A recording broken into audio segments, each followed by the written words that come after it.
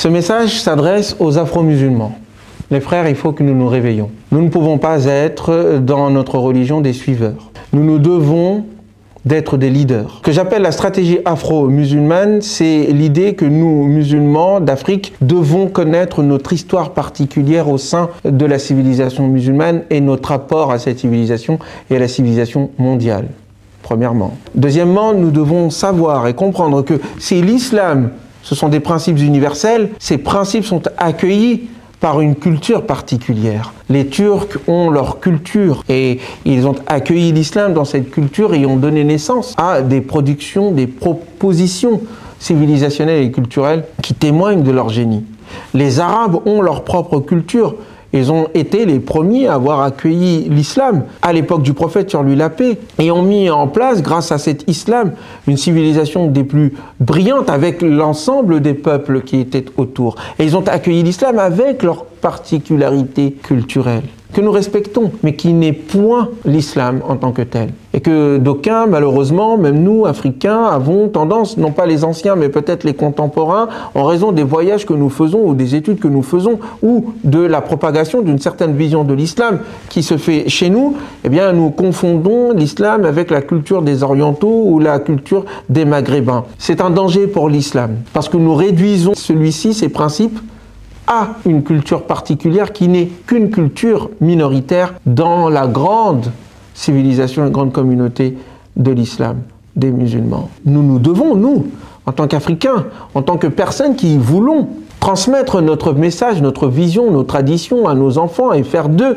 des êtres humains accomplis, car il n'y a pas d'accomplissement dans la coupure que d'aucuns peuvent imposer entre nous et nos racines. Je ne suis pas dans l'adoration des racines. Je ne suis pas non plus dans la réaction kémite qui consiste à se construire contre les autres, contre les Arabes, contre les Blancs. Il y a cette tendance qui existe parmi nous, chez nous, les Afro-musulmans. C'est une tendance, à mon avis, de victimes qui se complaisent dans cette victimisation. Je ne me définis pas par rapport à l'esclavage. Je ne me définis pas par rapport à la haine raciste de certains Arabes. Je ne me définis pas par rapport à la haine raciste de certains Blancs ou d'une civilisation. Je ne me définis point là-dessus. Je me définis par rapport à ce que j'apporte en termes de choix de vie et de ce que j'ai reçu en termes d'héritage grandiose, fort, profond, de la part de nos anciens, de nos ancêtres, de nos parents, et qui font que nous avons des Igo boss. Igo en soninké veut dire homme, qui bosse, mais de façon honnête dans les différentes usines, qui ont de tout temps porté des grandes valeurs, des hautes valeurs, qui ont fait d'eux, partout où ils étaient, des gens respectés, parce qu'ils étaient respectables, parce qu'ils portaient des traditions qui étaient les leurs. J'ai grandi dans une famille, les Timéra, où le papa, la maman ne nous ont jamais menti. Où nous voyons le père dire « Je préfère que tu marches, voire même que tu te perdes, voire même que tu sois en retard à ton rendez-vous,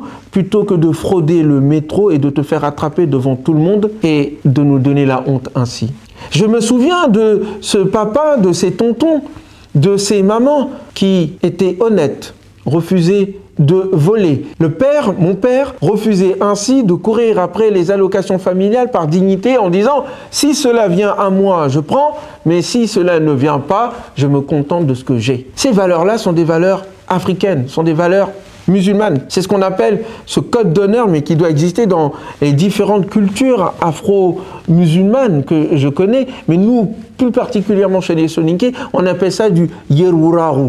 L'honneur, ce sont des principes qui nous ont été enseignés et que l'islam vient appuyer et que nous ne devons en aucun cas mettre de côté. Nous nous devons d'avoir nos mosquées, nos lieux de prière, nos centres culturels, nos musées qui mettent en avant notre contribution intellectuelle, civilisationnelle, spirituelle et politique dans le cadre bien sûr de l'islam et au-delà. Où sont nos musées? Où sont nos centres? Où sont nos livres? Où sont nos savants? Où est cette sagesse particulière de l'islam que nous avons accueillie dans nos cultures et dans nos sagesses africaines et dont le mélange a fait que nous avons produit de la réflexion, de la pensée, de la profondeur? Où est la mise en avant de cette production qui permet aux uns et aux autres parmi nos enfants de se construire, d'avoir un exemple qu'il faut suivre et se réaliser en être humain? Je suis désolé, li kulli qawmin had, nous dit le Coran. Pour tout peuple, il y a un guide. Où est la chose particulière qui prend en charge nos goûts particuliers? Nous avons un souci, nous avons un problème. Nous avons un problème dans le rapport, et je vais mettre les pieds dans le plat, avec une certaine vision maghrébine de l'Africain. Ou dans les mosquées, ou dans les représentations autour de l'islam, nous n'aimons le noir que silencieux et derrière. Un noir qui parle, un noir intelligent, un noir qui maîtrise l'arabe ou qui arrive à contribuer, à même contredire ce que l'on considère être les référents parce que ethniquement de la bonne couleur de peau, billah, ah non, cela n'est pas possible. On ne peut pas continuer comme ça. Ça n'est pas ici diviser, c'est ici contribuer, se spécifier pour mieux s'associer. Il n'y a pas d'unité dans l'uniformisation. Or, de fait, il y a des mosquées turques. Or, de fait, il y a des mosquées maghrébines, marocaines. Or, de fait, il y a des mosquées algériennes. Or, de fait, il y a des mosquées tunisiennes. Or, de fait, il y a des mosquées de différentes obédiences. Nous ne devons pas continuer à être au nom de l'unité, soi-disant, mais qui est en fait une uniformisation. Nous ne devons pas continuer à être les dindons de la farce. Je dis stratégie musulmane, car il y a parmi nous des jeunes, des générations entières qui ont été envoyés dans différentes sortes de formations, qui ont appris le Coran, qui ont appris les sciences islamiques, qui les maîtrisent mieux que quiconque, mais qui ne trouvent aucun endroit pour enseigner, qui ne trouvent aucun centre pour enseigner, qui ne trouvent aucun endroit pour s'épanouir et être des phares pour l'humanité et la société. Et quand de temps à autre nous les prenons pour venir faire la prière dans des mosquées qui sont au début d'une construction ou n'ont pas encore atteint leur plénitude architecturale, eh bien il nous plaît d'avoir des noirs devant qui prient, et puis nous les trouvons gentils et modestes, et puis lorsque enfin l'argent est venu, argent qu'il a contribué à récolter, et que la mosquée enfin est construite, édifiée, inaugurée, tout d'un coup, nous ne retrouvons plus cet imam qui était là au début. Nous faisons venir un imam de l'extérieur qui parle avec un bon accent arabe, qui nous fait chanter le cœur avec une belle voix, avec ce qui nous fait trembler le cœur, mais dans l'ingratitude envers cet homme qui était là depuis le début. C'est injuste. Et c'est un comportement de la part de certains responsables, je le dis, maghrébins, qui est problématique. Le font-ils en raison de la couleur de peau de l'autre? Je ne sais pas. Mais ce que je sais, c'est que cette personne qui était présente n'aurait pas ainsi été traitée si les siens avaient eu l'honneur et le courage de construire leurs propres institutions. Et non pas des institutions ethniques fermées aux autres, non. Comme les Turcs qui accueillent n'importe qui dans leur mosquée, nous devons aussi avoir nos centres de formation, nos centres culturels, nos centres religieux qui accueillent tout le monde, mais qui sont dirigés par nous-mêmes, avec nos visions, nos objectifs pédagogiques. Aujourd'hui, nos enfants sont en déperdition culturelle, en déperdition sociale, où beaucoup des nôtres sont en train de remplir non pas les mosquées, mais les prisons, en raison du fait qu'il n'y a pas eu les institutions capables de pouvoir les accueillir, de pouvoir les construire humainement, et de faire en sorte qu'il leur soit transmis ce qui fut la grandeur, l'honneur de leurs ancêtres. Nous sommes dans cette problématique-là. Et ça n'est en aucun cas dans une situation qui de fait n'a ethnicisé les centres culturels, ethnicisé le rapport à l'islam.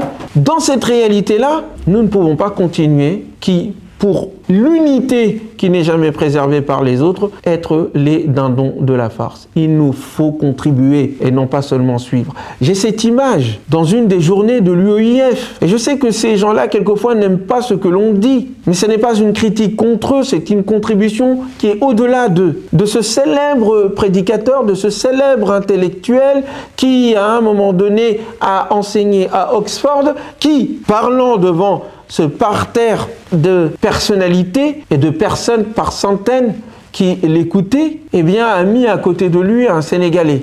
Il voulait montrer qu'il y a aussi les Noirs. Très bien. Mais si vous voyez cette image, pendant tout le long de son discours, qui dura à peu près plus d'1 heure, ce monsieur sénégalais n'a pas eu la parole. Il était là à côté, bien sage. Et c'est tout. Et donc, derrière, au fond, cette belle intention, qui était de dire qu'il y a aussi les Noirs à côté, on a montré l'image exacte de ce que l'on veut que le noir soit. Il est à côté et il se tait. Il n'est pas mis en avant. Et moi, si j'étais ce frère sénégalais, Je me serais levé en plein milieu de la conférence. Mais je sais que son éducation, l'éducation que nous avons reçue, l'en empêchait.